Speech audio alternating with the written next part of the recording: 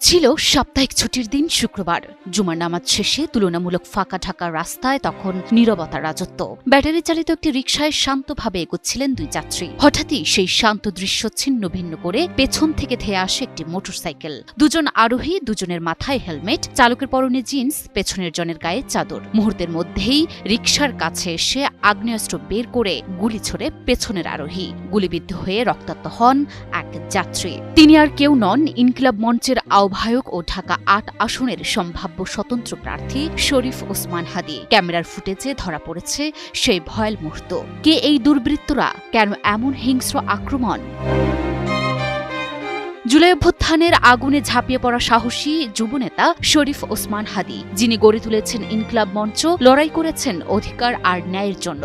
আজ তিনি জীবন মৃত্যুর সাথে লড়ছেন হাসপাতালের বিছানায়। শুক্রবার দুপুর ২টা ২৪ দিকে মোটরসাইকেলে এসে দুর্বৃত্তরা তাকে লক্ষ্য করে গুলি চালিয়ে পালিয়ে যায়। প্রকাশ্য দিবালোকে এমন নৃশংসতা দেখে দেশজুড়ে শিহরণ। নীরব ঢাকার বুকে এই নৃশংস হামলা নতুন করে নাড়িয়ে দিয়েছে দেশবাসীকে। দেশজুড়ে উদ্বেগের ঝড়, নিন্দা আর প্রতিবাদ।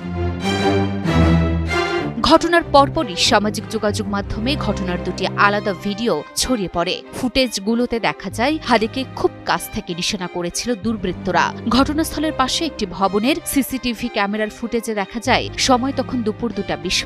এর ৫৫ সেকেন্ডের মধ্যেই একটি গুলির শব্দ শোনা যায়। মুহূর্তের মধ্যেই ওই পথে একটি মোটরসাইকেলকে দ্রুত গতিতে এলাকা ছাড়তে দেখা যায়। আরেকটি সিসিটিভি ফুটেজে দেখা যায় ব্যাটারি চালিত অটোরিকশায় করে হাদী এবং আরেকজন যাচ্ছিলেন। এ সময় পেছন থেকে একটি মোটরসাইকেল রিকশার ডান পাশ দিয়ে কাছে আসে। মোটরসাইকেলের পেছনে বসা ব্যক্তি খুব কাছ থেকে হাদীকে লক্ষ্য করে গুলি চালায় এবং সঙ্গে সঙ্গেই মোটরসাইকেলটি পালিয়ে যায়।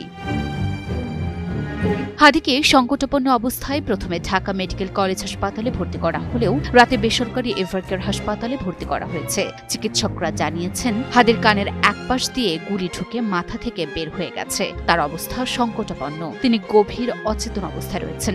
ওসমান হাদীর অবস্থা খুবই ক্রিটিক্যাল, তবে তিনি বেঁচে আছেন বলছেন doctor Zahid Raihan. Overall condition খুবই খারাপ, একেবারে ক্রিটিক্যাল বলতে যা বোঝায় তাই।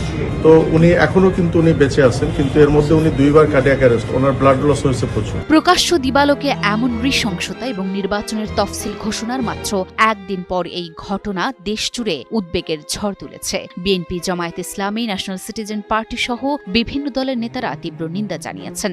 ঢাকা, নারায়ণগঞ্জ সহ সারা দেশে প্রতিবাদ মিছিল হয়েছে। এই ঘটনায় স্তম্ভিত সবাই ফুঁসছে ক্ষোভে।